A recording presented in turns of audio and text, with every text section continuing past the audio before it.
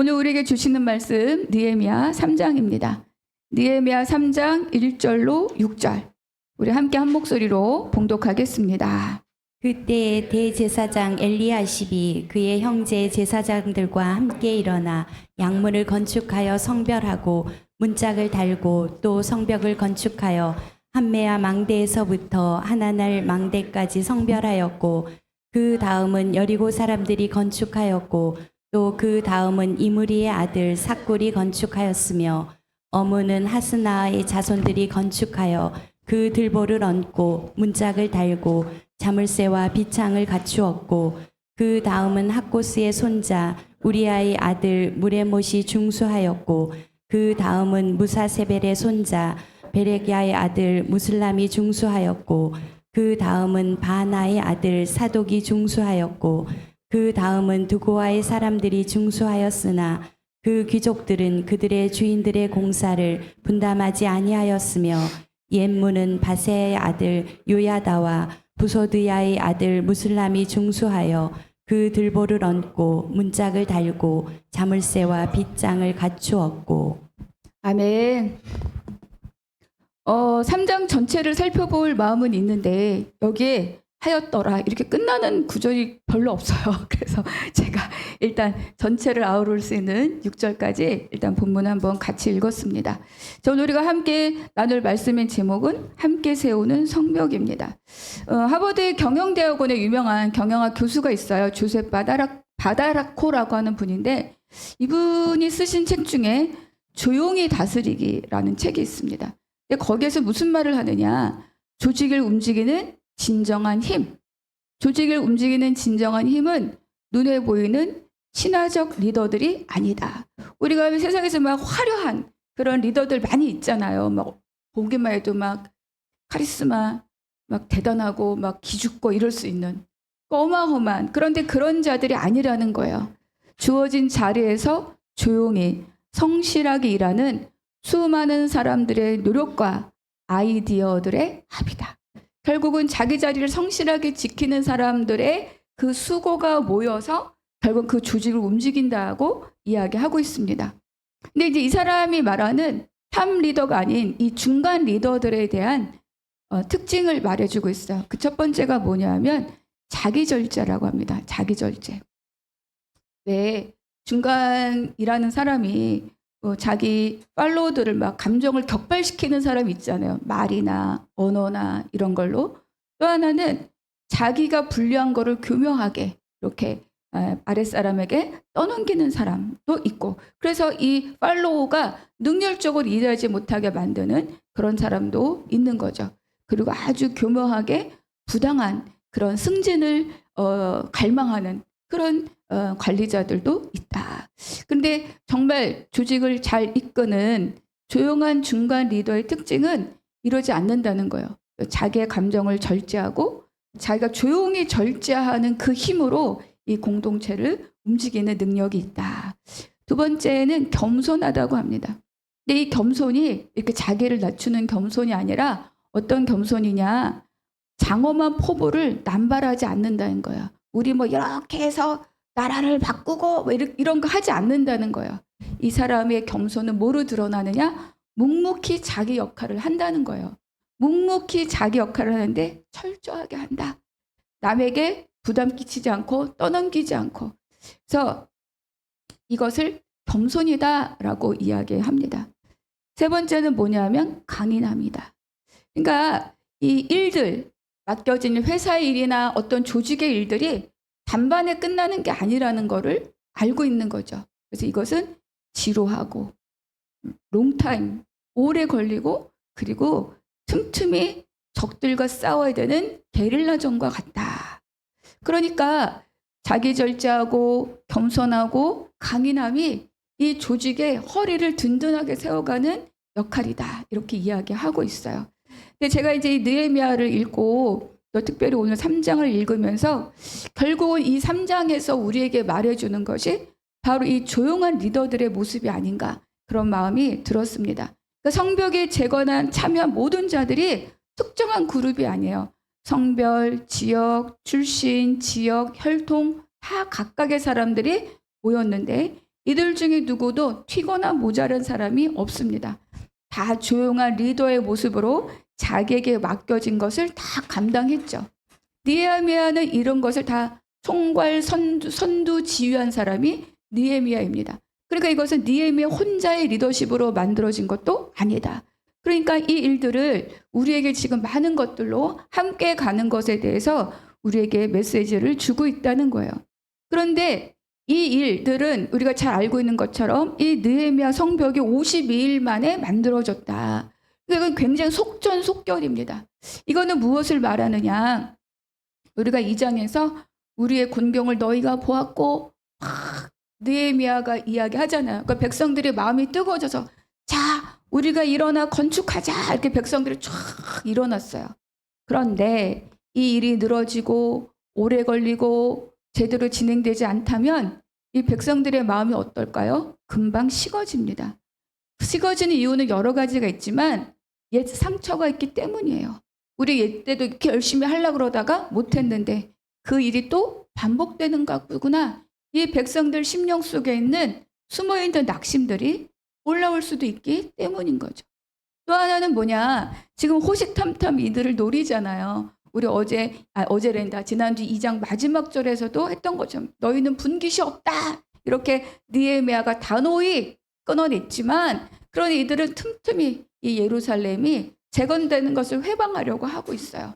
이들의 공격을 늘어지고 이렇게 그러면 언제든지 공격할 수 있기 때문에 그래서 느헤미야는 이들의 이 묵묵함과 성실함과 조용히 자기 책임을 다하는 이들을 딱 붙들고 그야말로 속전속결로 이 사업을 완수해 가고 있다는 것을 말해줍니다. 그런데 중요한 것은 뭐냐면 그런 위험 요소가 있다고 해서 아무렇게나 일단 하고 보자 이렇게 시작할 수 없다는 거예요. 그러니까 이 3장 안에는 이 어마어마한 재건의 역사를 이끌고 간 원리들이 있다. 그 첫 번째가 뭐냐 하면 함께 읽어볼게요. 시작. 함께 성벽을 세우려면 영적 지도자가 가장 먼저 일어서야 합니다. 1절도 함께 읽겠습니다. 그때 대제사장 엘리야십이 그의 형제 제사장들과 함께 일어나 양문을 건축하여 성별하고 문짝을 달고 또 성벽을 건축하여 함메아 망대에서부터 하나넬 망대까지 성별하였고. 지도 잠깐 볼까요? 사실 이 지도가 굉장히 다양해요. 이름도 마문 뭐라고 쓴 것도 있고 뭐 말들의 문 쓴 것도 있고 뭐 그래서 일단은 가장 보편적인 그림을 제가 주석책에 있는 거를 따왔어요. 자, 저기 위쪽이 뭐예요? 북쪽이죠. 아래쪽이 남쪽입니다. 그리고 오른쪽에 동문 동쪽이고 왼쪽이 이제 서쪽이죠. 자, 양문이 있어요. 그리고 그 옆에 뭐가 있죠? 망대 2개가 있죠. 그리고 그 옆에가 어문, 옛문입니다. 그래서 북쪽 양문으로부터 시작해서 이 기록은 쭉 서쪽을 돌아 남쪽을 돌아 동쪽을 돌아 양문까지 이렇게 이 벽을 어떻게 누가 어느 만큼 건축하고 보수하였는가를 지금 낱낱이 기록하고 있는 것이 바로 이 3장입니다. 자, 그래서 제가 1장에서도 말씀드린 것처럼 성벽과 성문을 재건하는 것은 어떤 의미가 있다? 나라를 세우는 의미가 있다. 군사적인 거, 행정적인 거, 교육적인 거, 종교적인 거, 사법적인 그런 역할을 하는 곳이 성문이에요. 성벽을 세우고 성문을 재건한다는 것은 나라를 세우는 일이라고 했습니다. 그런데 여러분 이스라엘은 어떤 나라입니까? 하나님과 언약을 맺은 나라죠. 그래서 이 나라가 이렇게 무너지고 회파된 것은 단순하게 국방력이 없어서 그렇게 된 것이 아니라는 거예요. 이스라엘에게는 국방력이 하나도 하등의 관계가 없어요. 이스라엘의 성전이 무너지고 왕부터 백성에 이르기까지 포로로 끌려가고 70년 동안 험악한 세월을 보냈던 그 유일한 이유는 뭐냐? 하나님과의 언약을 지키지 않았기 때문이고 하나님의 말씀을 따르는 삶이 아니라 세상의 힘을 갖고자 하는 그 삶을 살았기 때문에 이들은 멸망했다. 하나님은 성막을 지을 때 내가 그들 중에 거할 성소라고 말씀하셨습니다. 하나님은 늘 백성과 함께 있고 싶으셨던 거죠. 그리고 백성들에게 늘 이렇게 말씀하셔요. 내가 너희의 하나님이 되고 너희는 나의 백성이 되리라. 그러나 이것이 복의 길이라고 하나님께서 누누이 말했지만 그러나 열왕기서에서 정확하게 이 나라가 망한 이유를 이야기해 줍니다. 열왕기하 17장 15절에 있는 말씀 함께 읽겠습니다. 여호와의 율례와 여호와께서 그들의 조상들과 더불어 세우신 언약과 경계하신 말씀을 버리고 허무한 것을 뒤따라 허망하며 또 여호와께서 명령하사 따르지 말라 하신 사방 이방 사람을 따라. 이것이 이유라는 거예요. 하나님 말씀을 버리고 하나님과의 언약을 버리고 그렇기 때문에 이 성전과 성벽은 약속을 버렸기 때문에 무너졌다. 그럼 성벽과 성문을 재건하는 건 뭐예요? 하나님과 언약을 회복한다는 뜻을 가지고 있는 거죠. 그러니까 하나님 나라를 세운다는 건 하나님과의 관계를 다시 바르게 세운다는 뜻이지 않겠습니까? 여러분 그렇다면 누가 가장 먼저 일어서야 할까요? 그렇죠. 1절에 있는 것처럼 하나님과 백성 사이를 중재하는 대제사장과 제사장들입니다. 그래서 1절에 보니까 대제사장이 형제 제사장들과 함께 일어나. 이 일어나의 단어가 뭐냐면 쿰입니다. 쿰. 자, 이거 일어나다, 세우다 이런 뜻으로 사용하는데 단순하게 앉았던 몸 또는 누웠던 몸을 일으키는 것만 의미하는 것이 아니라 하나님의 명령에 순종해서 행동을 계시하는 것을 상징적으로 나타낼 때도 자주 사용되는 단어가 쿰, 일어나다의 뜻입니다. 하나님의 뜻을 이루기 위해서 행동한다는 거죠. 달리다 쿰, 소녀야 일어나라. 그렇죠? 내가 너의 언약을 세우리니 쿰입니다. 그리고 나오미가 룻기에서 모압을 갔다가 베들레헴에 하나님이 양식을 주셨다는 소리를 듣고 두 며느리와 일어나 베들레헴으로 돌아가려 할 때 그때 일어나도 뭐예요? 쿰입니다. 그러니까 제사장들이 성벽을 재건하는 그 일에 하나님의 부르심에 응답하려고 어때요? 가장 먼저 일어났다는 거죠. 그리고 북쪽의 동편에 있는 양문을 맡았습니다. 지난주에 잠깐 설명드린 것처럼 이 문은 성전에 제물로 드릴 양들이 출입하는 곳이 바로 이 양문입니다. 그리고 북쪽에 있기 때문에 가장 많이 훼손된 곳이고 북쪽에 있기 때문에 가장 많이 공격을 당하는 곳이 바로 양문이 있는 이 북쪽 지역이에요. 여러분 3장을 쭉 읽다 보면 건축했다라는 말이 나오고 중수했다라는 말이 나옵니다. 그런데 건축했다라는 말은 어디에만 나오냐? 북쪽에 있는 문들을 말할 때만 건축했다고 나와요. 나머진 다 중수했다. 건축했다는 건 새로 다 만들었다는 뜻이고 중수했다는 거는 리모델링, 리빌딩, 보수했다는 뜻이에요. 그러니까 북쪽은 아무것도 남은 것이 없다. 이런 뜻입니다. 그러니까 대제사장들과 제사장들은 이것을 건축했다. 철저히 무너지고 다 없어지고 아무것도 남은 것이 없는 것을 이들이 가장 먼저 일어나서 이것을 건축했다라고 기록하고 있습니다. 이어져 보는 말씀에 양문을 건축하여 성별하고 문짝을 달고 또 성벽을 건축하여 한메아 망대에서부터 하나넬 망대까지 성별하였고, 우리 아까 사진 잠깐만 다시 한번 볼까요? 양문이 있고 바로 옆에 한메아 망대가 있고 바로 옆에 뭐가 있어요? 하나넬 망대가 있고 그 사이에 벽들이 이렇게 연결되어 있죠. 여러분 망대의 기능이 뭐죠? 망대의 기능은 정찰하고 파수하는 것이 망대의 기능입니다. 그러니까 북쪽에서 항상 적의 침입이 많이 있었기 때문에 이곳에 유일하게 두 개의 망대가 나란히 서 있어요. 그만큼 이곳이 중요하고 군사적으로 역할을 해야 되는 지역이라는 것을 말씀해 줍니다. 한메아라는 거는 숫자 100을 의미해요. 그러니까 이 한메아 망대는 수비대 100명이 움직여야 될 만큼 굉장히 군사적인 요지라는 것을 우리에게 말씀해 주는 거죠. 근데 여러분 생각해 봅시다. 망대가 아무리 높고 견고해도 망대와 망대 사이가 비어 있다면 어떻게 될까요? 망대 역할을 할 수 있습니까? 할 수가 없어요. 적이 오는 걸 볼 수는 있으나 막을 수 없다. 그런데 이 제사장들이 바로 양문으로부터 시작해서 망대와 망대 사이 허물어진 것을 다 건축하였다. 그리고 그걸 성별하여서 하나님께 온전히 바쳤다. 이렇게 기록하고 있는 거예요. 그러니까 이 영적인 지도자들이 이 일에 가장 먼저 책임을 맡고 일어섰습니다. 그래서 이들이 일어서서 건축하고 성별함은 이 전체 예루살렘 성벽의 재건의 의미가 뭐냐? 하나님이라는 거예요. 하나님 중심, 성전 중심, 하나님 나라의 중심. 그렇다면 예배를 회복하고 하나님과의 관계를 회복하는 것이 이 성벽 건축의 목표다를 지금 여기에서 상징적으로 보여주는 거죠. 근데 여러분, 우리는 어떻습니까? 우리는 다 하나님 앞에 구원받은 자죠. 제가 예배의 부르물을 할 때 제가 뭐라고 하죠? 우리는 하나님 앞에 구원받은 자입니다. 우리는 하나님 앞에 예배자입니다. 그 정체성을 잊지 않고 예배하게 하옵소서. 우리는 누구예요? 예배자입니다. 구원받은 자입니다. 우리는 어떤 자들이에요? 하나님 앞에 왕 같은 제사장으로 부름받은 자들이에요. 그러니까 우리가 하나님 나라의 성벽을 건축할 때 가장 먼저 일어나서 가장 먼저 책임을 지고 가장 먼저 그 일을 맡아야 될 자들이라고 우리에게 말씀해 주는 거죠. 그러니까 우리가 가장 먼저 할 일이 뭡니까? 나의 예배를 돌아보는 거예요. 나의 예배가 무너진 곳은 없는가? 마음은 들이지 않고 시간 때우게 하고 있지 않은가? 빨리 돌아가.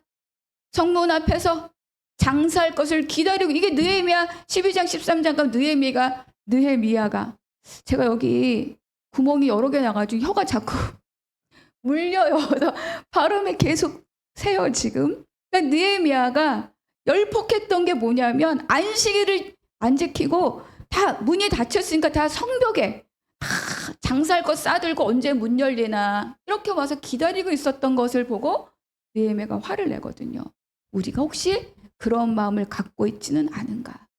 여러분, 우리가 어쩌다 나의 어떤 연약함 때문에 이렇게 할 수는 있을 수 있으나 중요한 것은 이런 모습이 습관과 태도가 되지 않도록 나를 관리해야 합니다. 그냥 앉아 있는 거, 마음 없이 있는 거, 시간 계산하면서 있는 거, 아무 때나 있는 거, 이런 거 다 뭐예요? 나한테 그 태도가 굳어진다. 여러분, 영적인 태도가 굳어지면 해결할 길이 없어요. 우리가 육신의 태도도 굳어지면 고치는데 최소 33일, 길게는 100일, 그리고 만 시간이 필요하다고 하지 않습니까? 그런데 영적인 태도는 하나님과의 관계이기 때문에 이것은 더 힘들게 고칠 수밖에 없어요. 여러분, 왕 같은 제사장으로 부름받은 우리가 가장 먼저 일어서야 될 자리는 어디입니까? 내가 예배를 지키는 거예요. 그것이 말씀과 기도의 성벽을 세우는 첫 번째로 우리가 해야 할 일이라는 것을 기억하시기 바랍니다. 자, 두 번째 한번 같이 읽어보겠습니다. 시작. 함께 성벽을 세우려면 연결하고 연합해야 합니다. 2절에 보니까 그 다음은 여리고 사람들이 건축하였고 또 그 다음은 이물의 아들 삭굴이 건축하였으며 3절 어무는 하스나의 자손들이 건축하여 그 들보를 얹고 문짝을 달고 자물쇠와 빗장을 갖추었고, 어문까지가 북쪽에 있거든요. 자, 근데 여러분 3장을 지금 빠르게 성경을 눈으로 보면 굉장히 눈에 띄게 반복되는 단어가 있어요. 뭘까요? 찾으셨습니까? 그렇죠. 그 다음은 이게 계속 반복되고 있어요. 제가 세어보니까 31번이더라고요. 31번. 도대체 그럼 이 그 다음은 이게 과연 무슨 뜻일까? 여러분, 우리가 이 예루살렘 성벽이 전체 길이가 얼마냐 정확하게 알 수가 없어요. 어떤 학자는 2km라고 얘기하고 어떤 학자는 4km라고 얘기하고 짧게는 2km, 길게는 4km. 근데 여러분, 이거를 내가 혼자 다 할 수 없잖아요. 그렇죠? 그러니까 이것은 누군가가 어디는 하고 어디는 비어 있다면 성벽으로서의 기능을 할 수 없는 거예요. 그래서 그 다음은 이것이 반복된 것은 공사 구간, 그 구간을 맡은 자들이 빈틈없이 치밀하게 서로가 연결되어 있고 성벽과 성문을 세우는 일에 함께 연합하여서 이 일을 하고 있다라는 것을 우리에게 알려주는 거죠.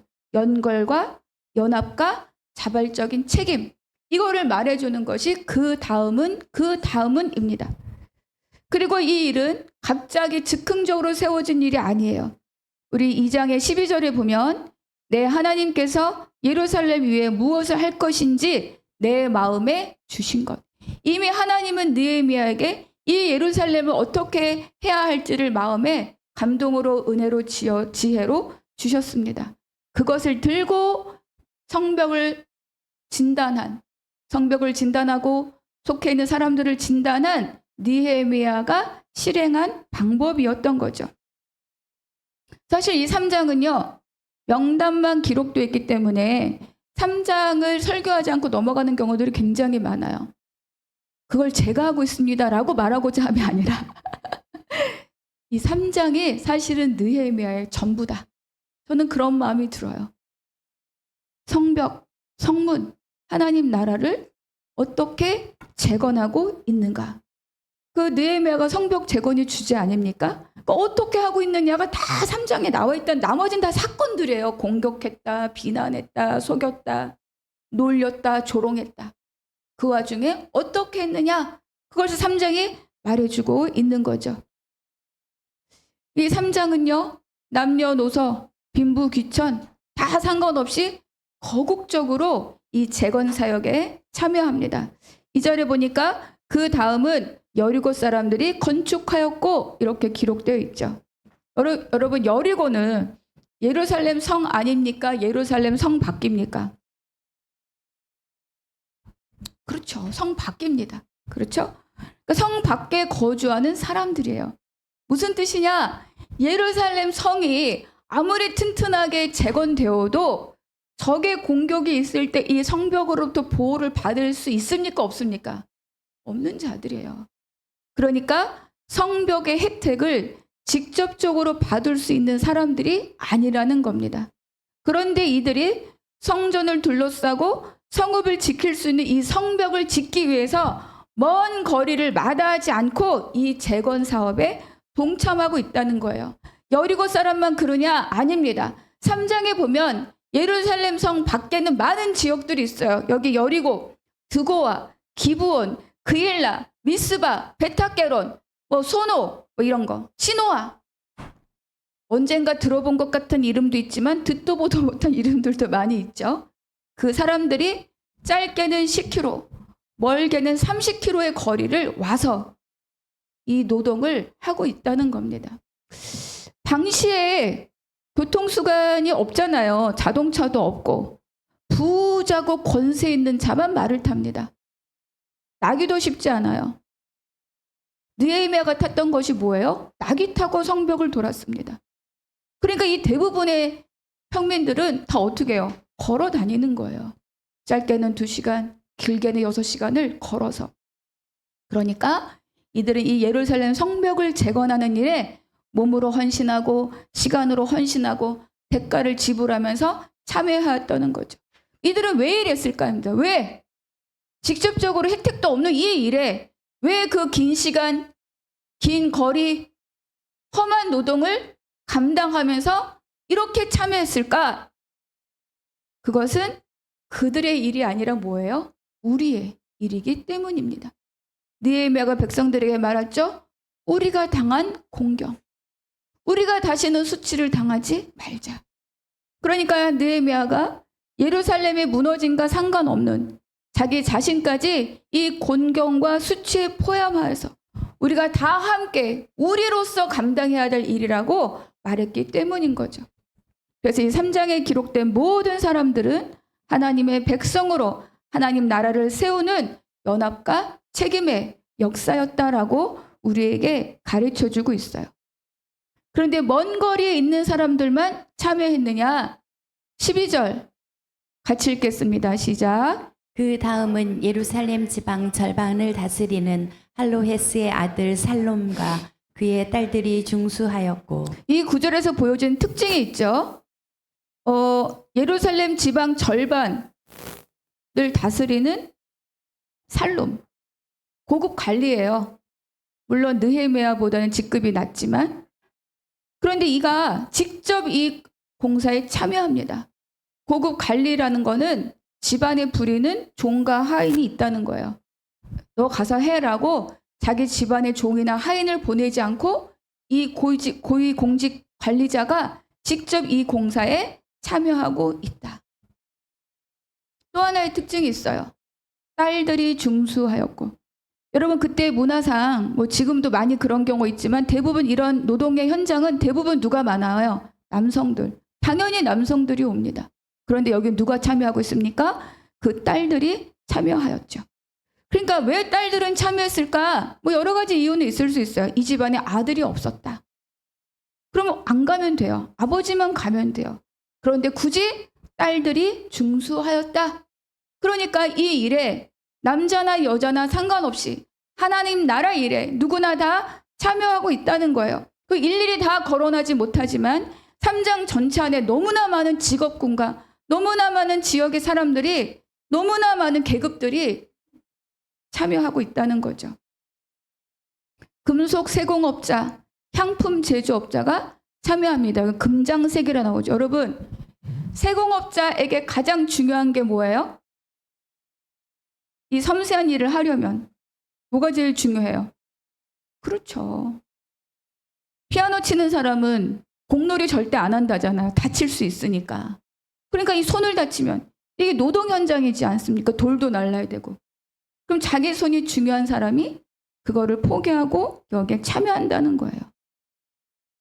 향품. 지금도 비싼 향수, 명품 향수 비싸잖아요. 이 향품은요 굉장히 고급 물품이고 고가예요. 이들은 굉장히 지금으로 말하면 명품을 취급하는 명품 브랜드 업자예요. 그들은 노동 모릅니다. 높은 돈으로 거래할 뿐, 사업을 할 뿐, 노동을 하지 않던 사람들이에요. 근데 그들이 다 여기에 참여하고 있다. 그 다음은 여기에 자기들의 이름을 올리고 있는 거죠. 또 누가 참여합니까? 하층 노동 계급이 참여합니다. 26절 제가 읽을게요. 그때 느디님 사람은 오벨에 거주하여 동쪽 수문과 마주대한 곳에서부터 내민 망대까지 이르렀느니라. 이 느디님 사람은요, 다른 번역본에는 막일꾼이라고 번역돼요. 막일꾼, 막노동하는 사람. 그럼 느디님 사람이 누구냐? 학자들의 의견이 조금은 있지만 대부분 여호수아 9장에 있었던 기브온 사람들을 출처로 봐요. 여러분 기브온 사람이 여호수아와 장로들을 속이고 화평 조약을 맺었잖아요. 그래서 그들을 죽이지 않는 대신 어떻게 합니까? 그들을 성전에 물 깃는 자와 나무 패는 자로 삼았더라. 이들의 역할이에요. 근데 그들로부터 이어진 후손들이 이 느디님 사람이라고 보는 겁니다.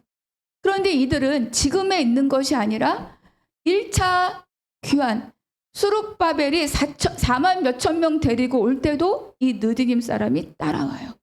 두 번째, 에스라가 2천 명도 안 되는 인구로 귀환할 때 1700 몇 명인데 그때 200명 넘는 사람이 이 느디님 사람들이에요. 와서 그들이 할 일은 막노동밖에 없습니다. 제사장 수발 들고 레위인들 수발 들고 막일하는 거. 그들은 왜 여길 왔을까? 그리고 그 고된 막일이 얼마나 힘들었겠습니까? 환경도 좋지 않은 그때. 그런데도 이들이 이 일을 참여하고 있다. 느디님 사람에 대한 걸 읽으면서 저는 많이 눈물이 났어요. 무엇이 이들을 이 험한 공사에 자기 생업을 내팽개치고 이미 고단한 중노동에 살고 있는 자기 자신을 다시 이 고단한 중노동에 참여시키고 있을까? 거기 있어도 되는데 굳이 수룹바벨을 따라오고 에스라를 따라와서 이 자리에서 동일하게 나무 패고 물 깃는 일을 굳이 하고 있을까? 이 사람들의 심령 가운데 무엇이 있겠습니까? 하나님이 계신 거죠. 하나님 나라가 있고 그것을 섬기는 기쁨이 있고 궁정에 있는 것보다 성전에 문지기가 좋다고 말한 그런 예배자의 마음이 바로 이 느디님 사람들이었다는 거예요. 동일하게 열악한 환경에서 참여한 사람들이 있는데 17절에 보면 그 다음은 레위 사람 바니의 아들 루훔이 중수하였고 레위인들까지 이 재건 사업에 참여합니다. 두 가지예요. 당시에 레위인들의 숫자가 없어서 에스라가 레위인이 없었다고 이미 고백했어요. 그러니까 레위인의 숫자가 굉장히 적어요. 제사장을 도울 사람이 숫자가 적어. 여러분 할 일이 있는데 숫자가 적다는 건 업무적인 과부하가 크다는 거죠. 그리고 여러분 레위인은 하나님이 기업을 주시지 않았어요. 하나님의 기업이시다. 저 레위인의 생업은 누가 책임집니까? 백성들이 11조가 레위인들에게 가는 거예요. 그리고 그 11조가 제사장들에게 갑니다. 근데 생각해 봅시다. 지금 이 예루살렘 성벽 안에 와 있는 이 사람들의 삶이 11조를 넉넉히 드릴 만큼 여유가 있습니까? 없습니까? 없죠. 그러니까 이들은 생계조차 제대로 유지하기가 어려웠을 것이다. 그럼에도 불구하고 제사장들만 참여한 것이 아니라 그 다음은 한 구역을 이들이 책임지고 공사에 참여합니다. 여기에는 모든 자들이 다 마땅히 참여할 의무가 있는 사람들이 아무도 없어요. 참여하지 않을 수 있는 명분을 찾자면 다 찾을 수 있는 사람들이에요. 그런데 이들이 다 기쁘게 이 일에 참여하고 있습니다. 그래서 여러분, 우리가 함께 가는 일에 나중에라고 말하지 맙시다. 끝난 다음에 저는 하겠습니다라고 말하지 맙시다. 우리 아이 뭐 하고 난 다음에, 나 승진하고 난 다음에, 병 나은 다음에, 돈 좀 벌고 난 다음에라고 말하지 맙시다. 지금 합시다. 지금. 이렇게 전 국민이 다 성문 재건에 참여하고 있지만 아주 속상한 구절 하나가 있어요. 5절 우리가 한번 같이 읽겠습니다. 시작. 그 다음은 드고아 사람들이 중수하였으나 그 귀족들은 그들의 주인들의 공사를 분담하지 아니하였으며. 참여하지 않은 자들이 있다. 근데 그들의 신분이 뭡니까? 귀족입니다. 드고아 지역의 귀족들이다. 그러니까 이들은 왜 참여하지 않았을까요? 얽힌 게 많은 거죠. 정치적으로, 경제적으로, 사회적으로. 아마 그들은 기득권자로서 산발랏이나 도비아 같은 사람들과 관련이 있어서 그들의 눈치를 보았을 거예요. 그리고 또 하나, 나 귀족인데, 나 종들 부리고 사는 사람인데 이 험한 노동에 나는 참여하기에 어울리지 않는 사람이야 라고 자기 신분을 앞세웠을 거예요. 이들은 하나님의 일인데 자기 형편과 입장과 자기 지위와 관계를 앞서서 여기를 참여하지 않았다. 제가 지난주에 자리가 그 사람을 드러낸다라고 제가 말씀을 드렸던 거 기억나십니까? 그런데 어떤 사람이 이런 말을 했더라고요. 샘이란 사람이래요. 샘 유잉. 고된 노동은 사람의 됨됨이를 집중적으로 드러낸다. 동의하십니까? 그럼 맹간의 일들은요. 그래 그럼 내가 할게 이렇게 할 수 있어요. 근데 진짜 어려운 일, 막일 다 사람들 슬금슬금 피하고 보기 좋은 일, 남들 눈에 띄는 일을 하지만 보이지 않는 일, 험한 일, 거친 일 다 외면하고 돌아갈 때 많이 있습니다. 그러니까 그런 고된 노동이 그 사람의 인격적인 됨됨이를 집중적으로 드러낸다. 저와 여러분은 어떻습니까? 오늘 말씀을 들으면 교회와 공동체와 하나님 나라의 일에 참여하지도 않아도 될 만한 이유와 핑계를 찾자면 누구라도 있지만 여러분은 그 사이에서 무엇을 선택하겠습니까? 고급 관리가 안 나와도 돼요. 종 보내도 됩니다. 본인이 나왔어요. 아들이 없으니 딸들은 집에 고이 모셔두어도 됩니다. 아무도 탓하지 않아요. 그런데 딸들도 나왔습니다. 그러니까 형편을 딛고 상황을 딛고 나중에라고 미루지 말고 나 먼저 챙기고 다음이라고 말하지 말고 지금 함께 일어서서 하나님 나라의 일에 함께 참여하는 저와 여러분이 되시기를 축복합니다. 에베소서 2장에서 이렇게 말씀해요. 같이 읽어볼게요. 시작. 너희도 성령 안에서 하나님이 거하실 처소가 되기 위하여 그리스도 예수 안에서 함께 지어져 가느니라. 함께 지어져 가는 거지 독단으로 지어져 가는 경우는 없다라고 우리에게 말씀해 줍니다. 마지막으로 세 번째 제목 한번 함께 읽어보겠습니다. 시작. 함께 성벽을 세우려면 짐을 서로 져야 합니다. 놀라운 것은 이렇게 고된 노동을 하고 성벽을 세우는 일이 있는데 자기를 다 마치고 더 참여하는 자들이 있었다는 거예요. 우리 27절 같이 읽겠습니다. 시작. 그 다음은 드고아 사람들이 한 부분을 중수하여 내민 큰 망대와 마주대한 곳에서부터 오벨 성벽까지 이르렀느니라. 방금 전에 살펴본 것처럼 드고아 귀족은요, 정치적이고 사회적인 입지를 고려해서 참여하지 않았어요. 귀족은 참여하지 않았어요. 그런데 27절에 뭡니까? 그 다음은 드고아 사람들이 한 부분을 중수하여. 그러니까 여기에 이름 누구 나오는 건 다 예루살렘 안에 있는 사람들이고 지역을 말하는 건 다 외부에서 온 사람들이에요. 그러니까 귀족들도 참여하지 않은 이 일에 이들은 또 다른 한 구역을 참여하고 중수하였다. 귀족들이 내동댕이 친 일, 지도자가 버려둔 일, 이 백성들이 그 일을 참여했다고 우리에게 말씀해주고 있어요. 이들만 그러느냐? 그렇지 않아요. 3장을 읽다 보면 2번 나오는 이름들이 의외로 많습니다. 무레못도 그러고 제사장도 그러고 무슬람도 그러고 하나냐도 그러고. 제사장들 한번 보겠습니다. 22절 시작. 그 다음은 평지에 사는 제사장들이 중수하였고 마문 위로부터는 제사장들이 각각 자기 집과 마주대한 부분을 중수하였고 1절에서 이미 가장 먼저 일어나서 가장 중요한 부분을 중수하고 성별했습니다. 그런데도 또 자기 집 앞이나 맡은 부분들이 있다는 거죠. 그리고 맡은 부분을 담당할 수 없는 자들, 그들에게 포기하거나 미루도록 하는 것이라 시간적으로 재정적으로 큰 물자들은 다 바사에서 갖고 왔지만 소소한 건축비용도 다 이 누구죠? 백성들이 감당하는 거거든요. 그래서 세공업자, 금장색, 경제적으로 여유 있는 사람은 넓은 구역을 맡아요. 그리고 그것을 하기 힘든 자들에게 그럼 너희들 능력 안 되면 빠져. 이게 아니고 최소한의 영역이라도 할 수 있도록 기회를 주더라. 23절 같이 읽습니다. 시작. 그 다음은 베냐민과 핫숲이 자기 집 맞은편 부분을 중수하였고 그 다음은 아냐냐의 손자 바세야의 아들 아사랴가 자기 집에서 가까운 부분을 중수하였고 그렇습니다. 내 집 앞에 그것만이라도 책임져라.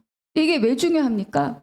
멀리 가지 않아도 되고 생업을 포기하지 않아도 되고 자기 집 앞에 벽이 뚫리면 직접적으로 내가 공격을 받기 때문에 여기는 필수적으로 내가 해야 할 일들이에요.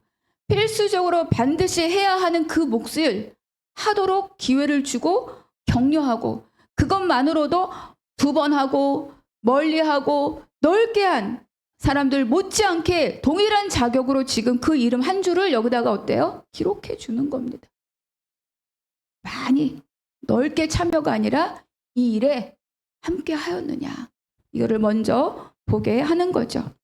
마지막으로 생업을 유익을 포기하고 참여한 자들이 있습니다. 32절 제가 읽겠습니다. 성 모퉁이 성루에서 양문까지는 금장색과 상인들이 중수하였느니라. 금장색은 아까 한번 나와요. 상인들은 뭐 하는 사람들이에요? 그 장사하는 사람들. 성문을 드나들며 장사하는 자들이 상인들이에요. 이 상인들이 성문에 지금 사람들이 많이 모여 있잖아요. 오랜만에 공사하려고. 그럼 뭐 해야 돼요? 밥 팔아야죠. 밥. 도시락. 그리고 냉커피 팔아야죠. 그럼 돈 벌죠. 우리 졸업식 가면 아직도 꽃장사 많이 오나요? 그렇죠. 근데 그거 하지 않았다. 자기의 유익을 구할 수 있는 때인데 그것을 포기하고 상인들이 중수하였느니라. 양문으로 시작해서 이 모든 기록이 다시 어디로 끝나요? 양문으로 끝납니다. 기록은 순서대로 되어 있지만 그러나 어떻다? 동시에 이 일들이 이루어졌다는 겁니다. 그래서 우리에게 주시는 말씀이 뭐냐? 갈라디아서 6장 2절 우리 한 목소리로 함께 읽겠습니다. 시작. 너희가 짐을 서로 지라 그리하여 그리스도의 법을 성취하라. 여러분 멀리 가려면 함께 가라는 말이 있습니다. 느헤미야는 한 사람 한 사람 모든 이름을 다 낱낱이 기록해주고 있어요. 그들은 많이 한 사람, 크게 한 사람, 넓게 한 사람 다 있지만 그들의 자격을 구분하지 않아요. 다 동일하게 하나님 나라를 재건하는 일에 너희가 함께하였다. 이거는 느헤미야에게도 중요한 기록이지만 당사자들에게는 더더욱 기쁜 기록입니다. 그리고 하나님 앞에는 더더욱 영광스러운 기록이죠. 하나님은 여기 참여 모든 사람을 한 사람 한 사람 이렇게 기억하고 계시다. 느헤미야 외 몇 명. 하나님이 이렇게 퉁치지 않는다는 거예요. 1억짜리, 5천짜리, 500짜리, 10,000원짜리 이렇게 구분하지 않으신다. 그 일에 함께 하였느냐. 하나님이 이걸 보신다는 거죠. 이렇게 이름이 있다는 것, 이들이 모두가 다 동일하게 하나님 나라에 하나님 마음에 은혜로 기쁨으로 새겨진 하나님의 백성이라고 우리에게 말씀하고 있습니다. 그래서 우리 한나무교회도 마찬가지예요. 누가 더 많이 수고하느냐? 그런 거 없어요. 각자 자기에게 맡겨진 그 일을 성실하게 감당하는 것이 첫 번째입니다. 누가 더 고급지냐? 없습니다. 누가 더 많이 했느냐? 없습니다. 중요한 것은 우리가 함께 이 모든 일에 함께 가느냐가 제일 중요합니다. 교회는 그리스도의 몸이라고 했죠. 그래서 저로부터 시작해서 김현주 목사 다음에는 이소연 다음에는 이병숙 다음에는 조미진. 이렇게 벽돌 한 장씩, 한 구역씩 담당하는 자들이 되시기를 축복합니다. 또한 가정에서 여러분이 한 장 한 장 벽돌이 되었고 부부가 자녀에게 또 자녀가 부모님을 통해서 든든한 하나님의 나라를 세우시기를 축복합니다. 예배자로 일어서고 그 다음은 책임지고 맡고 연결되고 서로의 짐을 지어줌으로 든든한 성벽을 세우는 우리 개인과 가정과 교회가 되시기를 주님의 이름으로 축복합니다. 하나님 감사합니다. 아버지 3장에 있는 한 사람 한 사람의 이름과 가문과 지역들 그것을 아버지 앞에 다 고하여 올린 것처럼 우리 사랑하는 성도님들의 한 사람 한 사람의 이름과 그 가정과 가문과 그들의 모든 삶의 자리가 하나님 심령 가운데 든든하고 아버지 새겨지게 하여 주시옵소서. 그것을 통해 하나님 나라에 참여하는 그 기쁨과 위로를 우리가 더불어 함께 누리는 복된 자들 되게 하여 주시옵소서. 모든 것 감사하고 우리 주 예수 그리스도의 이름으로 기도하옵나이다. 아멘.